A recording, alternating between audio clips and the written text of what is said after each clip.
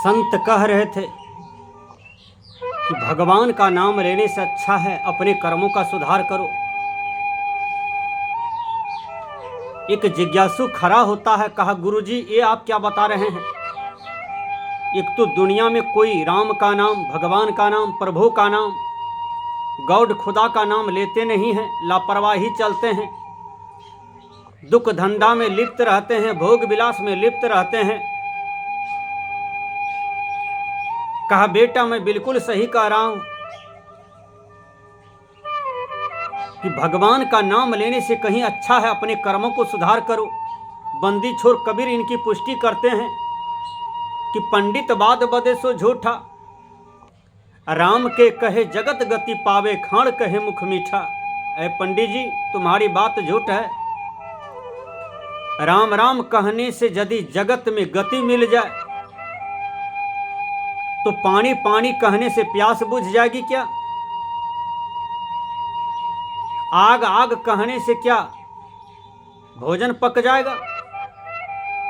आग आग कहने से घर में देह में आग लग जाएगा क्या? भोजन भोजन कहने से क्या पेट भर जाएगा? पंडित जी फील्ड छोड़ करके भाग गए क्योंकि वो तो गुड़वा था, वो तो पेट पूजा में खुर पूजा में बह रहे थे, लोगों को बहका रहे थे, लोगों को जाल में फंसा रहे थे। पंडित जी के पास कोई जवाब नहीं था।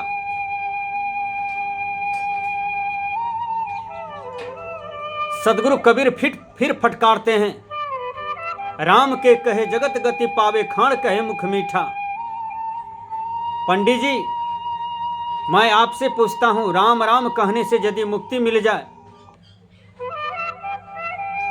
तो ये संसार ही तड़ जाएगा, कर्म करने की कोई जरूरत नहीं है।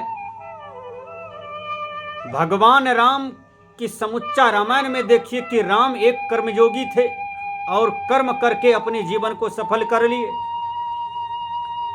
भगवान राम किसी भी प्रभु का, किसी भी इष्ट का नाम नहीं लेते थे, केवल कर्म करते जा रहे थे और वह कर्म बिल्कुल सराहनीय था, सम्माननीय था, बिल्कुल आदरणीय था। वैसा ही कर्म किए भगवान राम का जीवन सफल हो गया। तो कर्मों से ही जीवन सफल होता है। रामायण में आया, कर से कर्म करहूं विधि नाना, सुरता राखहूं जहां कृपा निधाना। कृपा निधान का मतलब यहां ऊपर वाला नहीं होता है। आकाश में कोई इंद्र बैठे हैं, धर्मराज बैठे हैं, ब्रह्मा विष्णु महेश बैठे हैं, राम कृष्ण बैठे हैं, ऐसी बात नहीं है। कृपा निधान का मतलब होता है कि जिन गुरु से तुम्हें भेद मिला, दीक्षा मिला, ज्ञान मिला, वह कृपा निधान जो तुम्हें बात बतलाए हैं, ज्ञान बतलाए हैं, उनसे तुम कभी डिगना नहीं, कभी गिरना नहीं। उस कृपा निधान की बात हमेशा ख्याल में रखना, हमेशा ध्यान में रखना और इस हाथ से सुंदर सुंदर कर्म करना। एक भी इंद्रियां से कोई भी गलत कर्म न हो। कर से कर्म करहूं विधि नाना, सुरता राखहूं जहां कृपा निधाना। उस मुमुक्षु को बात समझ में आ गई कि संत तो बिल्कुल सही कह रहे हैं, राम राम कहने से मुक्ति नहीं मिलने वाला है। यदि राम राम कहने से मुक्ति मिलती तो पिंजरा में बंद रहता है सुग्गा, सुग्गा दिन रात कभी भी हमेशा बोलते रहते हैं, राम राम बोलो, कृष्ण कृष्ण बोलो। मैं तो कितनी ही जगह पिंजरा में कैद सुग्गा को देखा हूं। घर वाले सिखा देते हैं कि राम राम बोलो, कृष्ण कृष्ण बोलो, सुग्गा बोलते रहते हैं और सुग्गा को कभी उस पिंजरा से मुक्ति नहीं मिलती है। सुग्गा तो राम राम बोल रहे हैं, कृष्ण कृष्ण बोल रहे हैं, लेकिन उस पिंजरा से मुक्ति कहां मिलती है? उसी प्रकार हे भटके हुए मानव, राम राम बोलने से, भगवान भगवान बोलने से पाप नहीं कटता है। आप किसी की हत्या कर दो, क्या वह पाप कट जाएगा? किसी का धन बेईमानी कर लो, पाप कट जाएगा? किसी का दिल तोड़े हो, दुखाए हो, कष्ट दिए हो, हानि पहुंचाए हो, दुश्मनी किए हो, बैर किए हो, सारे अपयश कर्म किए हैं, ये इतने बड़े पाप जो आप किए हैं, क्या राम राम कहने से उद्धार हो जाएगा? क्या गॉड का नाम लेने से, ईश्वर खुदा का नाम लेने से उद्धार हो जाएगा, कल्याण हो जाएगा, सारे पाप कट जाएंगे? ऐसी बात नहीं है। ऐसे गुड़वा के चक्कर में कभी नहीं रहना। दिन में ही नरक में जाओगे, रात को क्या पूछना। जो गुरवा ज्ञान देता है कि कुछ भी करो लेकिन भगवान का नाम लेते रहो। क्या हम किसी की बेटी के साथ बलात्कार करें और सुबह में राम राम ले लें, राम का नाम ले लें, पाप कट जाएगा? प्रशासन छोड़ देगी, भारत देश का कानून हमें छोड़ देगा। किसी का बेटा का हत्या कर दें, राम राम का जपन कर लें, पाप कट जाएगा? पड़ोसी को जान मार दें, किसी का 10 बीघा जमीन बेईमानी कर लें, राम राम का नाम ले लें, क्या होगा? उद्धार हो जाएगा? भगवान का नाम लेने से पाप कट जाएगा? पाप कर्म का परिणाम भोगना पड़ता है। भगवान बुद्ध भी अंगुलीमाल को समझाए कि अंगुलीमाल, तुमने तो बहुत कुछ हमारे साथ कर लिया, अब एक काम और करो। वो आम का वृक्ष देखते हो? कहा हाँ हजूर देख रहा हूं। कहा उसमें से एक पत्ता को तोड़ करके लाया। कहा इस पत्ता को फिर जाकर के जोड़ो। कहा हजूर जो टूट गया वह जुटेगा नहीं। बुद्ध मुस्कुराने लगे, क्योंकि वो तो संत थे, और जिसमें मुस्कुराहट हो समझ जाना वो असली संत है। संत कभी चिंता में नहीं रहते हैं, संत कभी दुखी नहीं रहते हैं। संत के दिव्य शक्ति में हमेशा मुस्कुराहट होते हैं, संतों के दिव्य ज्ञान में हमेशा मुस्कुराहट ही रहते हैं। यही संत का पहचान है। संत में त्याग होता है, वैराग होता है, संत की रहनी प्रवृत्ति शुद्ध होती है। आग जो लगी आकाश में चुवी चुवी गिरे अंगार, संत न होते जगत में तो जल जा मरता संसार।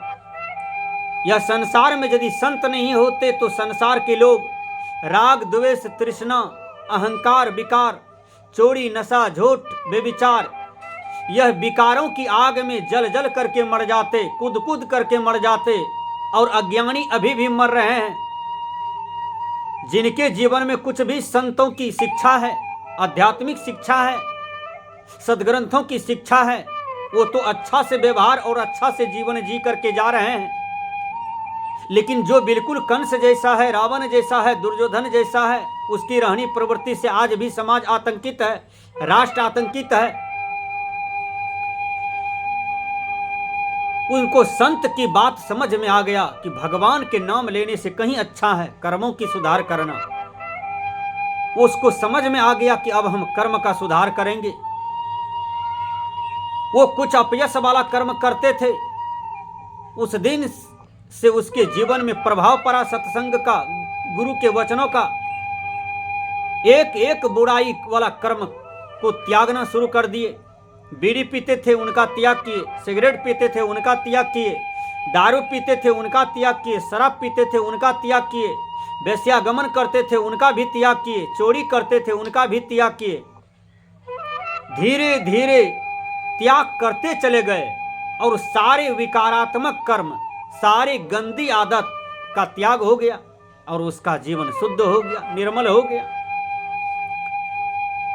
संत के शरण में फिर से लौट करके गए। कहा बाबा आप जो बोले थे भगवान का नाम लेने से कहीं अच्छा है, कर्मों का सुधार करो तो उद्धार हो जाएगा।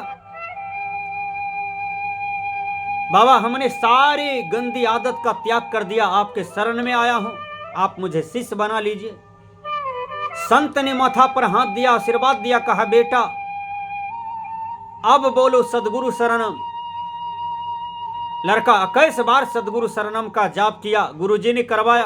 कहा बेटा इसी मंत्र को जाप करते रहना और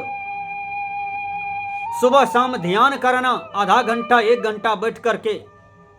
और आज से तुम स्तुति विनती करना, फिर जीने के लिए कुछ कर्म करना, कुछ काम करना।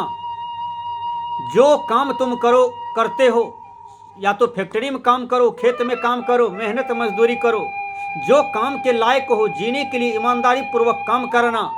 उनसे जो तुम्हें रोटी कपड़ा मकान चलेगी वह बिल्कुल अच्छा है, और जाओ तुम्हारा इसी में उद्धार हो जाएगा। लेकिन समय समय पर संत महापुरुष को बुलाते रहना, दर्शन करते रहना, कुछ दान पुण्य भी करते रहना।